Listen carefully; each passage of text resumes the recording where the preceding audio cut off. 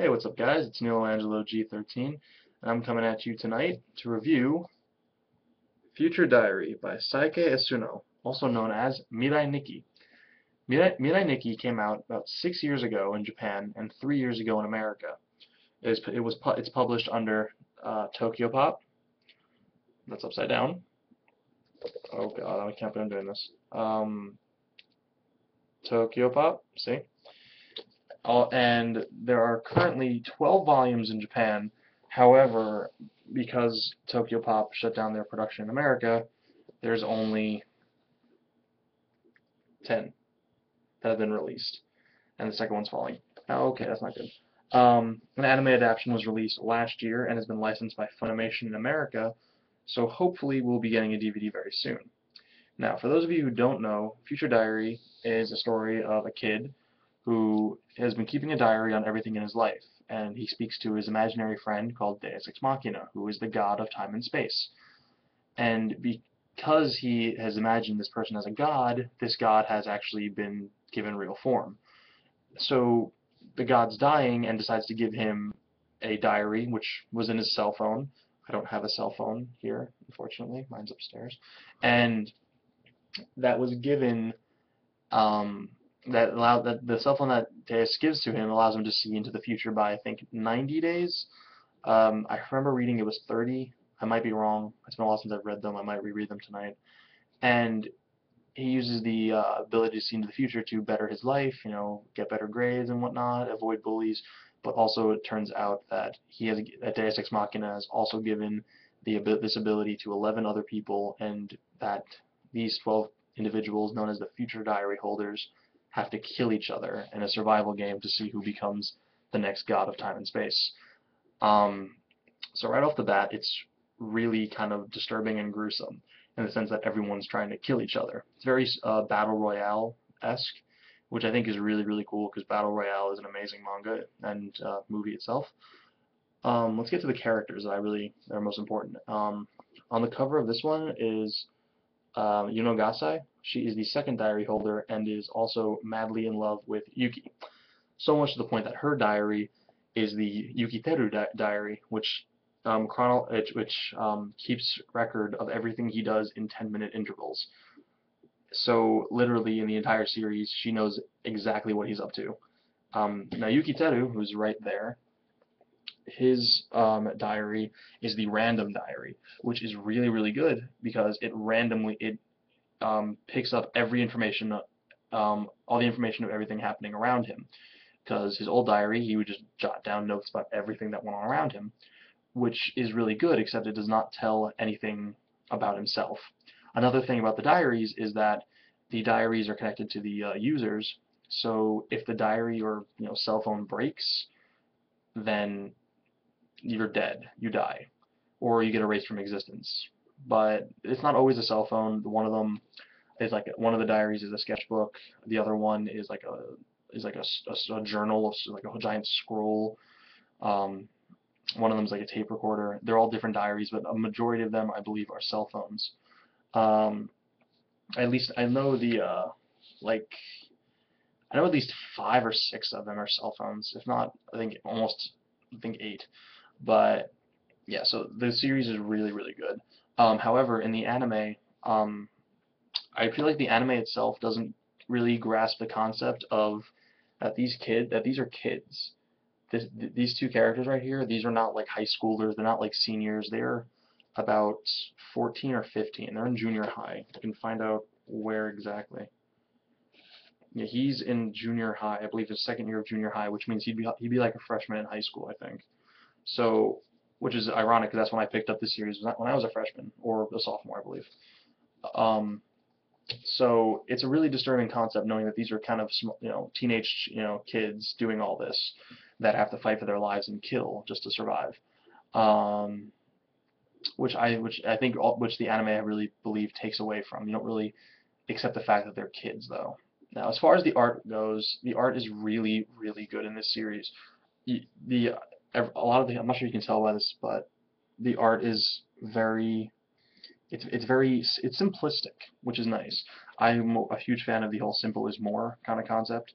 Like even like the characters, there's not much you know, I can't even get this right. There's not much, there's not much lines in the face, not much facial expression sometimes, but in some areas where they need to get it, they get it just right, where she's blushing. And there's a lot of detail to surroundings too, which I think is really, really cool. And like little details, which I think really enhance the story more. Now, the anime, I have a huge problem with the anime. For those of you who've actually read the series, now, like I said, the first 10 books have come out in America, but the last two haven't. So if you're reading it, you have to read it online, unfortunately. Now, for those of you who've actually read the series, and if you've seen the anime, at least you've seen the first episode of the anime, you know the problem with the opening episode, with the pilot episode, which I believe really, really ruins a lot of things.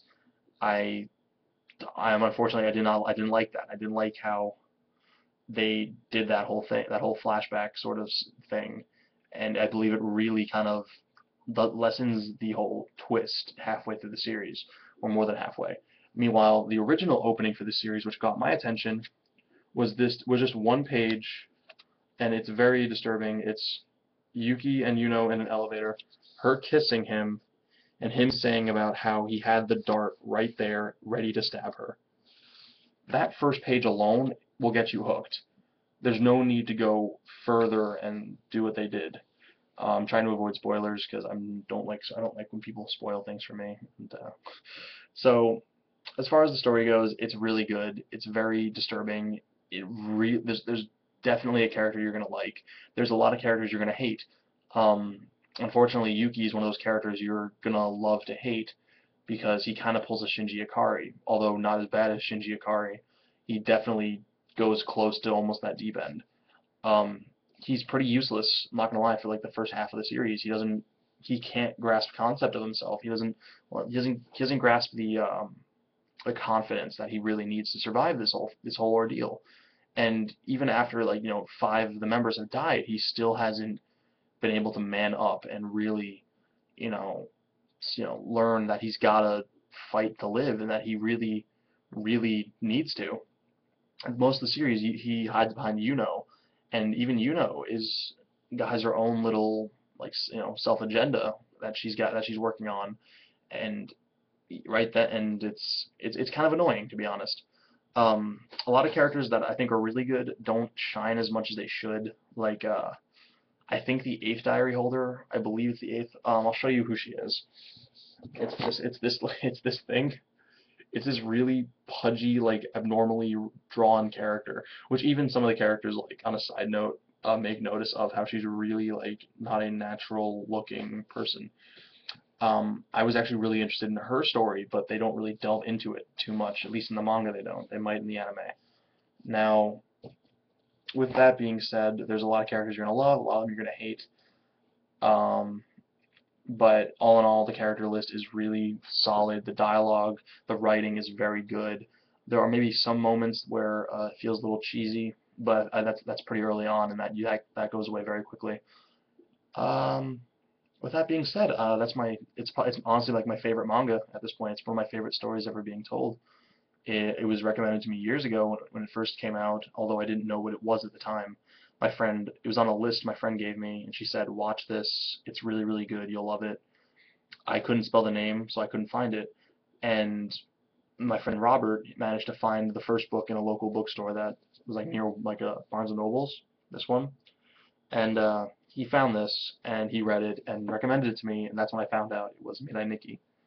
Like I said, the anime has been licensed by Funimation and should be coming out soon, although I don't know when, and I'm dying for it to come out because I really want to own it and watch it. And even though I'm watching it right now, I'm actually not that far into the anime, to be honest.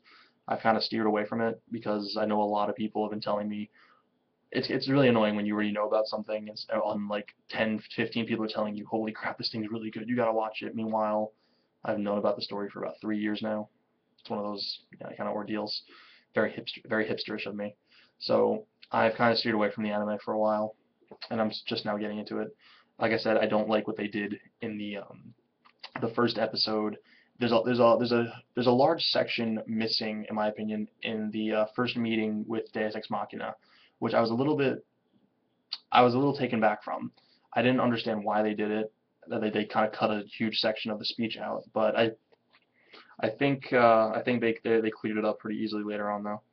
Like if you notice, this whole speech is like an entire like maybe 20 to 30 pages, and there's a lot of dialogue. Meanwhile, the speech or the first meeting with Deus wasn't even that long. It was like maybe 3 minutes. Um, what else did I want to say that I didn't approve of in the anime? They changed a couple of scenes with I think with Minene Uryu, who plays Ninth. Ninth is is one of my favorite characters. She's also probably the most multi-layered character. She's at first appears to be very, very evil, but yet she's not. She has her own reasons for it. She's a terrorist and she kills a lot of people, but she does it for a reason which you later find out, which is also very tragic and sad. They delved into her story, I think, in the anime way too early, much earlier than they should have, in my opinion. I think that they should have, because they don't delve into her backstory, at least into the manga. They don't delve into that until like book 9, which is close to the end. It's like 3/4 of the way to the end, and then that's when they delve into it, which I think they should have done with the anime instead of the third episode. Immediately after she bombs the school and she escapes, they delve right into it, and I thought it was too soon. It was too soon for her to be established as I think a main character, but they went ahead and did it anyway. So yeah, Future Diary, go check it out. It's a really good anime. It's a solid anime, a very good manga. I would highly recommend reading it. It's not that long. I think it's like 60 chapters. Yeah, there's like about 5 chapters per book times 12. That's about, yeah, 60 chapters. There's also a side story called Mosaic, Future Diary Mosaic, which kind of tells you what the other diary holders are doing during this time. And there's also called Paradox, which is a alternate universe, which I haven't checked out yet. I heard it was pretty good though. Um, so yeah, what I'm really hoping is that that someone licenses the books and they come out, because I really want to add them to my collection. So yeah, go check it out.